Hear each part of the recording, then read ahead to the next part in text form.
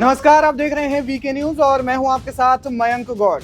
Israel ने चारों ओर से गाजा पट्टी को घेरा हुआ है। इसी का इजराइल ने फायदा उठाया और गाजा पट्टी में पूरी सप्लाई चेन को तोड़ दिया।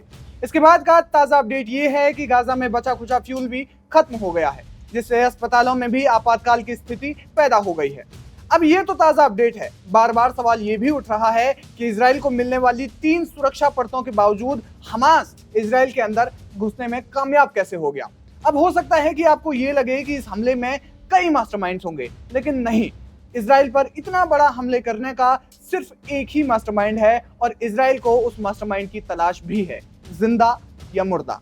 लेकिन सवाल ये भी है कि कौन था इस पूरे हमले का मास्टरमाइंड, जो न सिर्फ इजराइल बल्कि गाजा में भी हजारों मासूमों की मौत का कारण बना। इसके अलावा सवाल ये कि कब से इस हमले की तैयारी चल रही थी। इन दोनों सवालों के जवाब जानेंगे आज इस वीडियो में। आपको बता दें कि इस मास्टरमाइंड का नाम मोहम्मद देइफ है, जो 2002 से हमास के मिलिट्री विंग का हेड है। जिस तरह आज जंग की स्थिति पैदा हुई है, उसी तरह साल 1965 में भी कुछ ऐसी ही स्थिति पैदा हुई थी। इस स्थिति के दौरान देइफ गाजा के एक रेफ्यूजी कैंप में पैदा हुआ था। उस समय गाजा पर इजिप्ट का कब्जा था। साल 1950 में इजराइल में हथियार लेकर घुसपैठ करने वालों में उसके पिता भी थे। उसने जन्म से लेकर अब तक फिलिस्तीन की लड़ाई ही देखी है। अहम बात यह है कि 20 साल की उम्र के बाद देइफ की कोई भी तस्वीर अब तक वायरल नहीं हुई, ना ही आई है। अब साल 1993 में अमेरिका में एक अहम समझौता हुआ। ये एक ऐतिहासिक समझौता था। इस समझौते को ओस्लो समझौते के नाम से जाना जाता है। ये शांति समझौता इजराइल और पीएलओ के बीच हुआ था।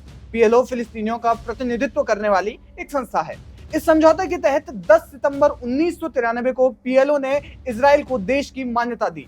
इससे पहले तक कई देश इजराइल को देश ही नहीं मानते थे। इसके बदले में इजराइल ने भी एक बड़ा फैसला लिया। फैसला ये कि उसने पीएलओ को फिलिस्तीन का आधिकारिक प्रतिनिधि माना, लेकिन हमास इसका विरोधी था। उसका कहना था कि फिलिस्तीन को वो सारी जमीन वापस की जानी चाहिए जो उसके पास 1948 के अरब इजराइल युद्ध से पहले तक थी। ओस्लो समझौते के खिलाफ 1996 में इजराइल में अटैक हुआ। इस हमले में कई लोग मारे गए। इसका आरोप मोहम्मद देइफ पर लगा। मोहम्मद देइफ एक अरसे से इजराइल का मोस्ट वांटेड है। वो कितना खूंखार आतंकी है, इसका अंदाजा इसी बात से लगाया जा सकता है कि साल 2021 में इजराइल ने उसे 7 बार मारने की कोशिश की, लेकिन वो 7 बार नाकाम रहा। इजराइल में कई आतंकी हमलों को अंजाम देने में उसका हाथ है। कुल मिलाकर इजराइल में अशांति फैलाने वालों में वो एक बड़ा नाम है। इस दुर्दांत आतंकी को इजराइल किसी भी कीमत पर पकड़ना चाहती है, चाहे वो जिंदा हो या मुर्दा। अभी जानते हैं कि हमास ने जो हमला किया, उस हमले की तैयारी कब से चल रही थी। कई रिपोर्ट्स बताती हैं कि हमला 2 साल की प्लानिंग के बाद किया गया।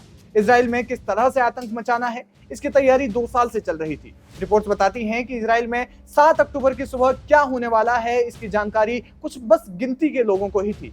इसे इतना सीक्रेट रखा गया था कि हमास के सरपरस्त ईरान को भी इसकी भनक तक नहीं थी। उसे सिर्फ इतनी जानकारी थी कि कुछ बड़ा होने वाला है, लेकिन क्या बड़ा होने वाला है, कब होने वाला है और कहां होने वाला है, ये उसे भी नहीं पता था। बताया जाता है कि इजराइल ने जब अल-अक्सा पर हमला किया, इसके बाद से उसे गुमराह करने की कोशिश की जा रही थी। बार बार इस मामले को हवा देने की कोशिश की जा रही थी कि हमास और विवाद नहीं चाहता, बस गाजा के विकास पर फोकस रखना चाहता है। कहा जाता है कि इस विवाद के बाद से ही इजराइल पर हमले की तैयारी शुरू हो गई थी। इसी भ्रम के कारण इजराइल को भी इस स्थिति की भनक नहीं लगी। ये जो पूरा प्लान था, वो भी मोहम्मद देइफ ने ही बनाया था और वो इस हमले का इकलौता मास्टरमाइंड है। इजराइल की हिट लिस्ट में कई सालों से वो टॉप पर बना हुआ है और वो इजराइल का मोस्ट वांटेड टेररिस्ट है। फिलहाल इस खबर पर क्या है आपकी राय, हमें कमेंट करके जरूर बताएं। वीके न्यूज, राष्ट्र के नाम।